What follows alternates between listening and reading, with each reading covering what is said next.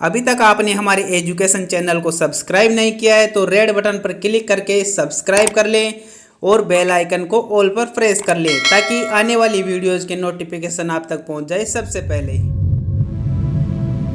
हमारी पृथ्वी का गुरुत्वाकर्षण बल यानी ग्रेविटेशनल पुल इतना ज़्यादा है कि ये हमारे पास मौजूद चंद्रमा की सतह पर एक छोटा सा उभार भी पैदा कर सकता है।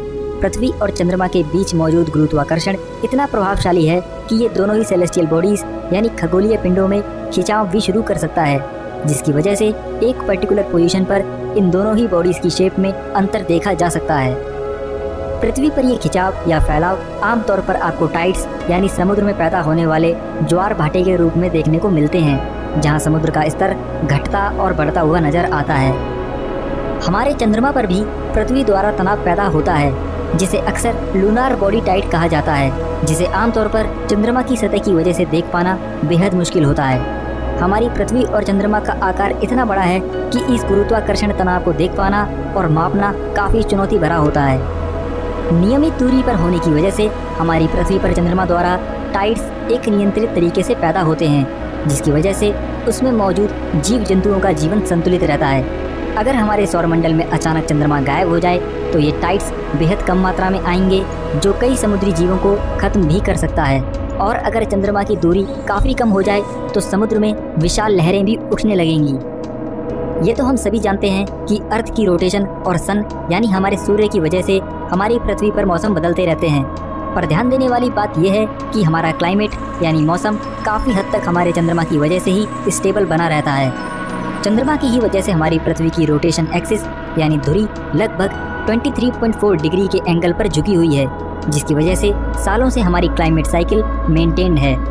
वैज्ञानिकों की माने तो चंद्रमा ना होने की वजह से हमारी पृथ्वी का एक दिन महज 8 से 12 घंटे ही लंबा होता और इसे एक रेवोल्यूशन कंप्लीट करने में 1000 से भी ज़्यादा दिन लगते। नासा के लूनार रिकॉनाइसेंस ऑर्बिटर सैटेलाइट के जरिए वैज्ञानिकों ने लूनार बॉडी टाइड का पता लगाया था। वैज्ञानिकों का मानना था कि पृथ्वी का गुरुत्वाकर्षण बल इतना ज़्यादा है कि हमारे मून की फ्रंट साइड पर ये 20 इंच तक का उभार भी पैदा कर सकता है। इस बात से ये स्पष्ट होता है कि हमारे चंद्रमा और हमारी पृथ्वी के बीच ये ग्रेविटेशन बहुत बड़ा रोल प्ले करता है। पृथ्वी से हमारे चंद्रमा का एवरेज डिस्टेंस लगभग 3,84,400 किलोमीटर है और पृथ्वी के चारों तरफ इसका ऑर्बिट एलिप्टिकल है। पर इस बात में कोई शक नहीं है कि ब्रह्मांड में होने वाली किसी भी घटना की वजह से इसका ऑर्बिट कभी भी अनस्टेबल हो सकता है और इसकी ट्रैजेक्टरी भी बदल सकती है। ऐसा भी संभव है कि ये खुद हमारी तरफ यानी पृथ्वी की ओर ही आने लगे। आखिर क्या होगा अगर किसी भी तरह के ग्रेविटेशनल इम्बैलेंस की वजह से हमारा चंद्रमा पृथ्वी की ओर बढ़ने लगे? आखिर क्या होंगे इसके प्रभाव और कैसी होगी हमारी पृथ्वी? चलिए पता लगाते हैं। एस्ट्रोनॉमर्स आकाश में मौजूद ऑब्जेक्ट्स के साइज यानी आकार को नापने के लिए एंगुलर डायामीटर का इस्तेमाल करते हैं, जिसका मतलब ये है कि हमारी आंखों से उस ऑब्जेक्ट के अपोजिट पॉइंट्स कितना एंगल बना रहे हैं। अभी जहां हमारा चंद्रमा मौजूद है वहां से इसका एंगुलर डायामीटर या साइज लगभग 0.5 डिग्रीज है, जो काफ़ी कम है। जैसे जैसे हमारा चंद्रमा पृथ्वी की ओर बढ़ने लगेगा वैसे ही इसका एंगुलर साइज भी बढ़ने लगेगा। लगभग 400 किलोमीटर की दूरी पर ही इसका एंगुलर साइज 100 डिग्री से अधिक पहुंच जाएगा, जो लगभग आधे से ज़्यादा आसमान को ही कवर यानी ढक लेगा। यानी काफ़ी लंबे समय तक हमें अपना सन यानी सूर्य भी देखने को नहीं मिलेगा। इस चांद का नज़ारा अजीब सा और बेहद डरावना नज़र आएगा। हमारे चंद्रमा को पृथ्वी का एक चक्कर लगाने में लगभग 27 दिन लगते हैं। जब पृथ्वी से इसकी दूरी सीधा 400 किलोमीटर की होगी तो एक चक्कर लगाने में इसे मात्र 90 मिनट का ही समय लगेगा। संभावना है कि टाइडल लॉकिंग की वजह से हमें तब भी चंद्रमा का सिर्फ सामने वाला हिस्सा ही नजर आएगा। बस फर्क अब इतना होगा कि ये बहुत विशाल और साफ साफ नजर आएगा।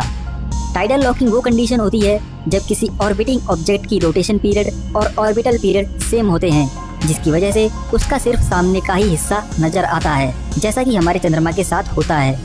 चंद्रमा के हमारे पास आने की वजह से हमारी पृथ्वी का रोटेशन पीरियड भी बढ़ चुका होगा, यानी पृथ्वी का एक दिन अब 24 घंटे से कम का होगा।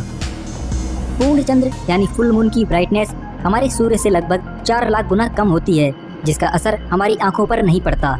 पर जैसा कि किसी भी लाइट सोर्स की ब्राइटनेस उसके डिस्टेंस पर डिपेंड करती है, तो पास आने की वजह से चंद्रमा की चमक बेहद ज़्यादा बढ़ चुकी होगी। महज 1000 किलोमीटर की दूरी पर ही चंद्रमा की चमक लगभग 18 लाख गुना ज़्यादा बढ़ चुकी होगी। अब इससे आप इतना अंदाजा तो लगा ही सकते हैं कि आपकी आंखों का क्या हाल होगा और हमारे एटमॉस्फेयर यानी वायुमंडल की भी क्या स्थिति होगी। किसी भी वस्तु द्वारा लगाया जाने वाला गुरुत्वाकर्षण बल यानी फोर्स ऑफ ग्रेविटी उसके मास यानी भार और डिस्टेंस यानी दूरी पर निर्भर करता है। जितना ज़्यादा मास और जितनी कम दूरी उतनी ही ज़्यादा ग्रेविटेशनल फोर्स। हमारी अर्थ का मास हमारे मून से 80 गुना ज़्यादा है, जिसका मतलब ये है कि अगर आप ठीक पृथ्वी और चंद्रमा के बीच में होंगे तो आप पर पृथ्वी से लगने वाली फोर्स ऑफ ग्रेविटी यानी खिंचाव चंद्रमा के मुकाबले 80 गुना ज़्यादा होगा। जैसा कि ग्रेविटेशनल फोर्स डिस्टेंस के स्क्वायर पर डिपेंड करती है, यानी दूरी में थोड़ा सा बदलाव भी इसे काफ़ी हद तक कम कर सकता है। अभी अगर आप पृथ्वी की सतह पर खड़े होंगे तो इसका सेंटर आपसे लगभग 6400 किलोमीटर नीचे होगा और चंद्रमा का सेंटर ठीक आपसे 3,80,000 किलोमीटर ऊपर होगा। ऐसे में अगर आप पृथ्वी और चंद्रमा की ग्रेविटेशनल फोर्स का रेशियो लेंगे तो आपको पता चलेगा कि पृथ्वी से लगने वाला गुरुत्वाकर्षण बल चंद्रमा के मुकाबले 3,500 गुना ज़्यादा होगा। और अगर इनके मास यानी भार को भी शामिल किया जाए तो आप पर पृथ्वी द्वारा लगने वाला गुरुत्वाकर्षण बल चंद्रमा के मुकाबले 3 लाख गुना ज़्यादा होगा। यही वजह है कि दूर होने के कारण चंद्रमा का गुरुत्वाकर्षण बल आपको महसूस नहीं होता, क्योंकि पृथ्वी के मुकाबले इसका बल केवल 0.0003% है। पर जैसे ही चंद्रमा पृथ्वी के पास आने लगेगा तो आपको पृथ्वी से लगने वाला गुरुत्वाकर्षण बल कम महसूस होगा।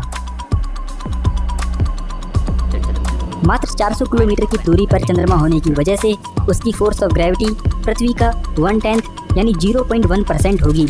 यानी अब आपका वजन पहले के मुकाबले 0.1% कम हो चुका होगा। ग्रेविटी में इतनी सी कमी भी पृथ्वी पर काफ़ी गंभीर प्रभाव डाल सकती है। आम जीवन पर तो इसका असर पड़ेगा ही, साथ ही क्लाइमेट और एटमॉस्फेयर भी इसके प्रभाव से नहीं बचेंगे।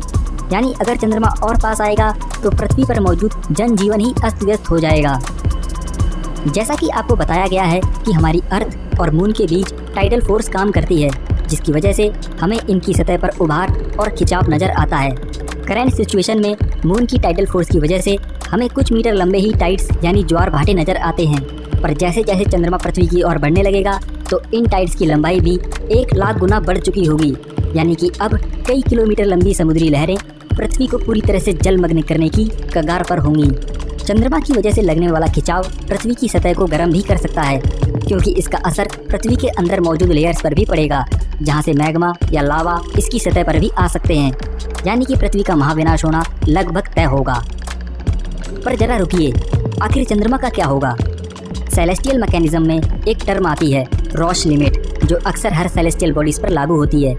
ये रॉश लिमिट वो दूरी होती है जिसके बाद से किसी भी ऑब्जेक्ट पर लगने वाली दूसरे ऑब्जेक्ट की टाइडल फोर्स उस ऑब्जेक्ट की खुद की ग्रेविटी से ही ज़्यादा हो जाए।